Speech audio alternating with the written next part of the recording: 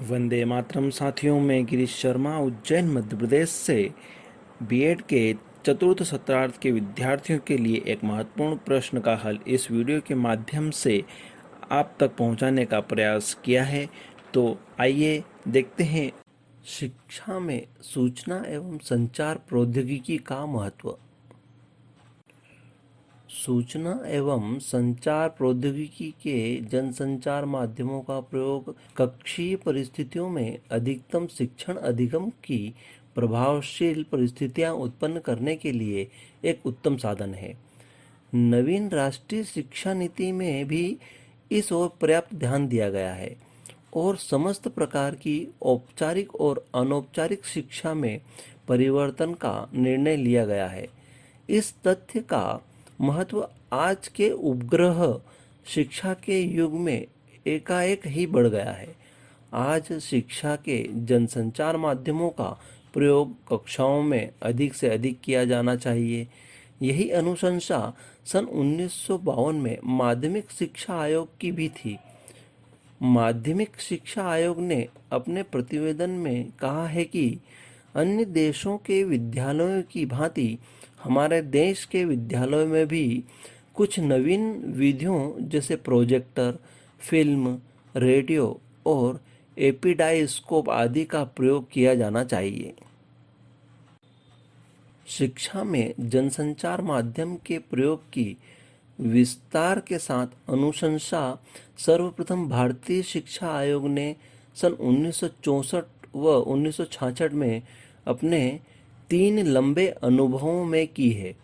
आयोग के अनुसार हमारे देश के अधिकांश विद्यालयों, प्रमुखतया प्राथमिक स्तर के विद्यालयों में किसी भी प्रकार की आधारभूत शिक्षण सामग्री का प्रयोग नहीं किया जाता है। आयोग अनुशंसा करता है कि फिल्म, रेडियो तथा टेप रिकॉर्डर आदि का बड़े पैमाने पर प्रयोग किया जाना चाहिए। रेडियो पाठों का विद्यालय पाठ्यक्रम में विधिवत एकीकरण एवं समन्वय भी किया जाना चाहिए। वर्तमान में देश में हार्डवेयर तथा सॉफ्टवेयर का उपयोग उत्तरोत्तर बढ़ता ही जा रहा है। सॉफ्टवेयर के अंतर्गत बालकों के शैक्षिक व्यवहार में परिमार्जन तथा वांछनीय परिवर्तन लाए जाते हैं। हार्डवेयर उपागमों के अंतर्गत radio, television, VCR, tape recorder, projector आदि वैज्ञानिक इन प्रक्षेपी यंत्रों का प्रयोग किया जाता है। शिक्षण अनुदेशन की इस व्यवस्था को कंप्यूटर के प्रयोगों द्वारा पूर्ण रूपेण परिवर्तित कर दिया गया है। कंप्यूटर राज्य स्तर के मॉडल विद्यालयों, नवोदय विद्यालयों तथा पब्लिक स्कूलों की कक्षाओं में छा गए हैं। यद्यपि ये साधन अत्यधिक महंगे, वैज्ञानिक रूप से क्लिष्ट तथा उपयोग के लिए कठिन कौशल की अपेक्षा करते हैं, किंतु राष्ट्रीय शिक्षा नीतियों के अंतर्गत अध्यापकों के प्रशिक्षण में हार्डवेयर अनुदानों आदि की व्यवस्था कर कई अधिक महत्व दिया जा रहा है। आजकल शिक्षा मुख्यतः उपयोगितावाद, भौतिकवाद एवं प्रतिमा वातावरण का सामना करने के लिए प्राप्त की जाती है। इसके परिणाम स्वरूप शिक्षा की प्राप्ति मात्र पारंपरिक माध्यमों से ही पूर्ण नहीं हो पाती, बल्कि इसके लिए हमें अलग अलग आधुनिक सूचना पर्व संचार प्रौद्योगिकी की आवश्यकता होती है, जिसमें टेली कॉन्फ्रेंसिंग एक महत्वपूर्ण शैक्षिक तकनीकी की भूमिका निभाती है। इस तकनीकी की सहायता से दूरस्थ शिक्षा ने महत्वपूर्ण सफलता प्राप्त की है। इसके अतिरिक्त संचार प्रौद्योगिकी का एक अन्य महत्वपूर्ण माध्यम सूचना राजपथ के रूप में इंटरनेट है। आज के समय में इसका उपयोग करके छात्र एवं शिक्षक शीघ्र ही सभी सूचनाएं प्राप्त कर लेते हैं। दूसरे शब्दों में कहा जाए कि वर्तमान समय में सूचना एवं संचार प्रौद्योगिकी सभी शिक्षा संस्थाओं की आधारभूत आवश्यकता बन गई है। इसी के माध्यम से लगभग सभी उच्च शिक्षण संस्थाएं प्रवेश की सूचना पाठ्यक्रम की सूचना, विभिन्न विज्ञप्ति एवं परिणाम की घोषणा इंटरनेट के माध्यम से करती हैं। छात्र शीघ्र ही इंटरनेट की सहायता से सभी आवश्यक सूचनाओं को यथाशीघ्र प्राप्त कर लेता है।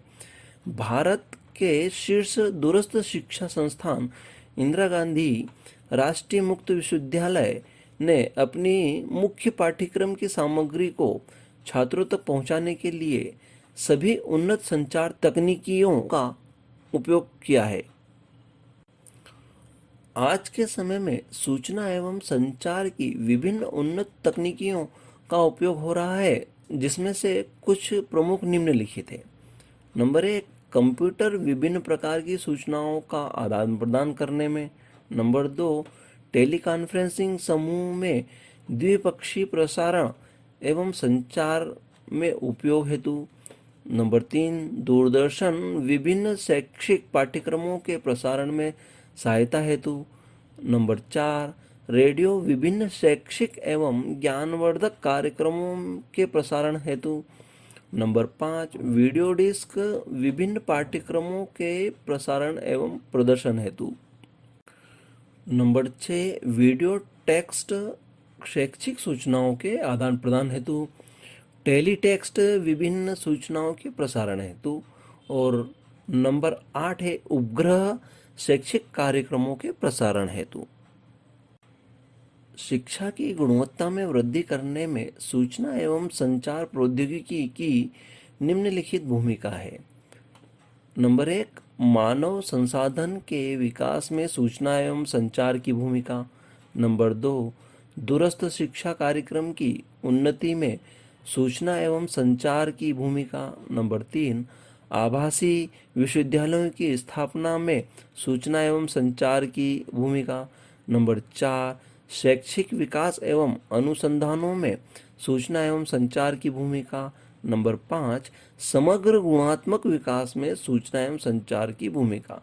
और नंबर 6, शिक्षा जगत में आमूलचूल क्रांतिकारी कदम की संभावनाओं को यथार्थ रूप में बदलने में सूचना एवं संचार की भूमिका।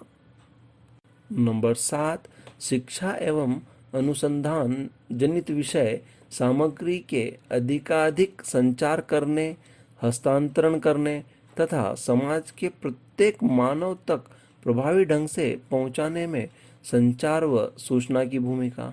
नंबर 8, सूचना एवं संचार प्रौद्योगिकी द्वारा छात्रों की योग्यता अनुसार पाठ्य सामग्री को बोधगम्य बनाने के लिए।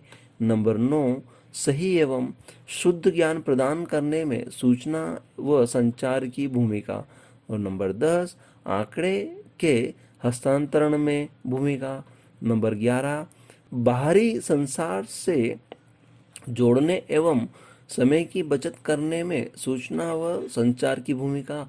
और नंबर 12, शिक्षण अधिगम प्रक्रिया को अधिक प्रभावी बनाने में सूचना एवं संचार की भूमिका।